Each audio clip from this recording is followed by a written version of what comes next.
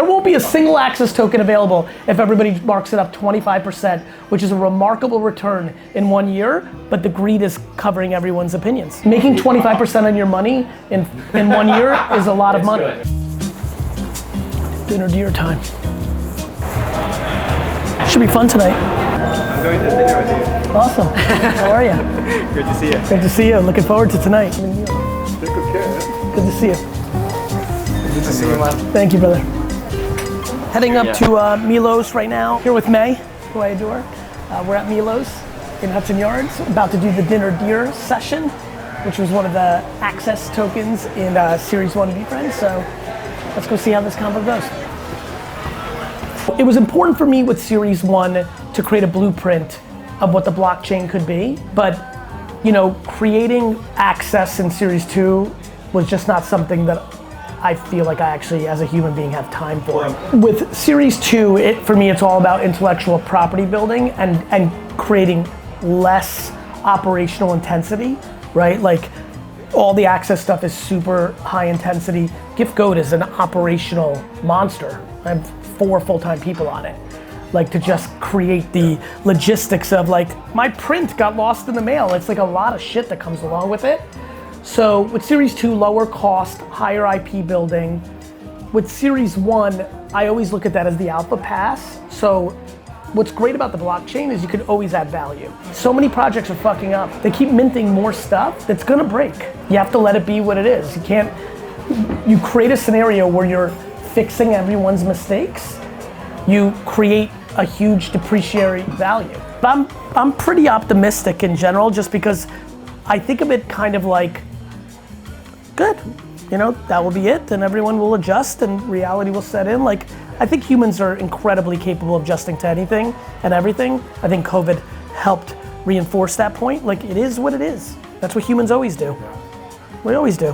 What trends do I feel really macro confident? TikTok.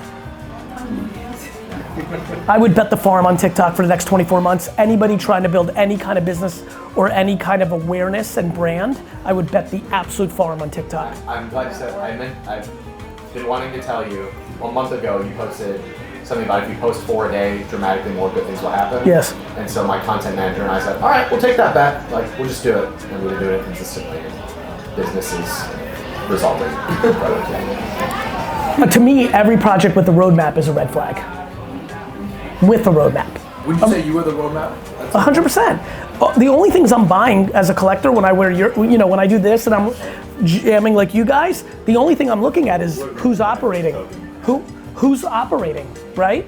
Show me. 97% of everything, of all the energy, is day trading.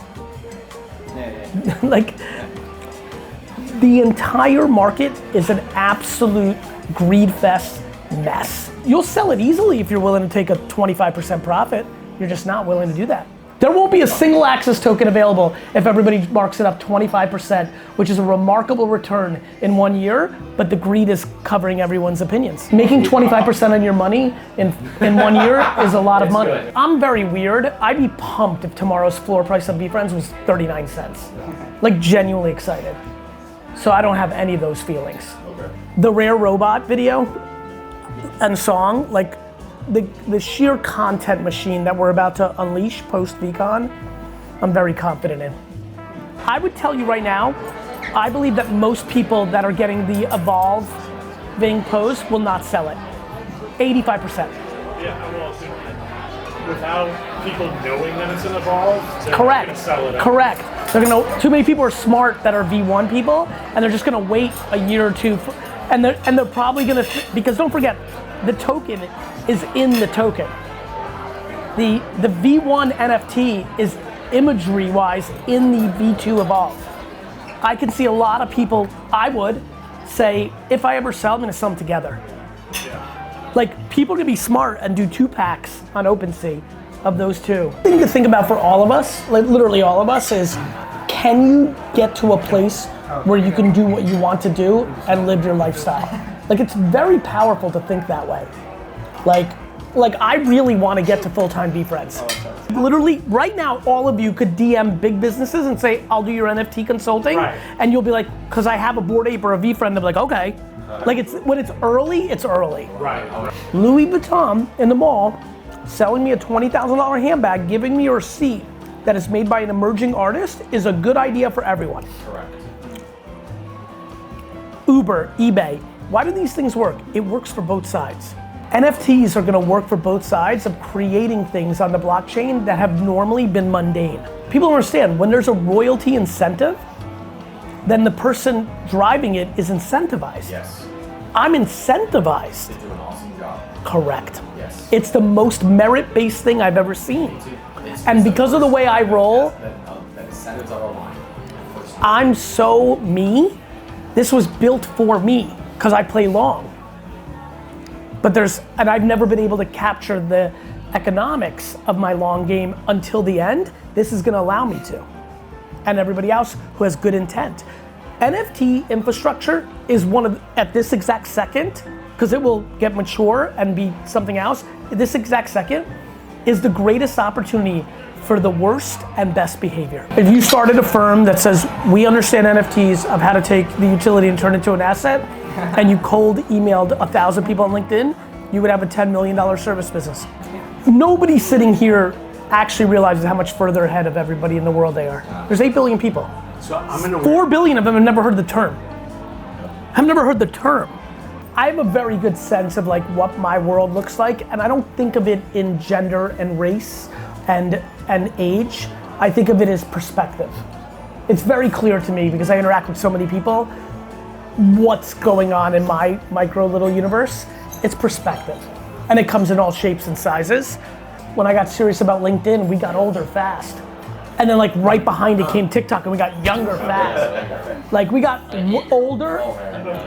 We got like 55-year-olds at the Chicago Delta. Like it was very clear that same content, different platforms, or were you? Yeah, it's like I'm consistent. I'm just about like everything in the world is about distribution. So when LinkedIn became an arbitrage and I went hard, we would literally comment like, oh wow, like we're now winning at 55, 60. Like the 62-year-old businesswoman would say at the airport, like we're talking, we know because we lived it. And then like a year later, TikTok came and all of a sudden we went, whoosh, all of a sudden like 12-year-olds would like, and we lived it because we're out in public and we're like, in that, when it was Instagram and pre-LinkedIn and TikTok, it was like 25 to 40, right? It was very clear what it was. And then it got older and younger really fast. I never got stopped by somebody under 16 in 7 years. And then all of a sudden, constantly. What do you think about Elon Musk? I don't know Elon super well. I've only had dinner I was at a dinner party once with him with like 10 people like this and didn't even get we sat on opposite sides, so we didn't even get to chop it up. I think Elon is an inventor, which I'm always fascinated by because I'm so not an inventor. So I'm always fascinated by inventors.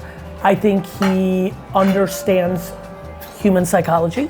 Elon reminds me of my dad a little bit. If I'm observing him from afar, because I don't know him at all, I hate conflict.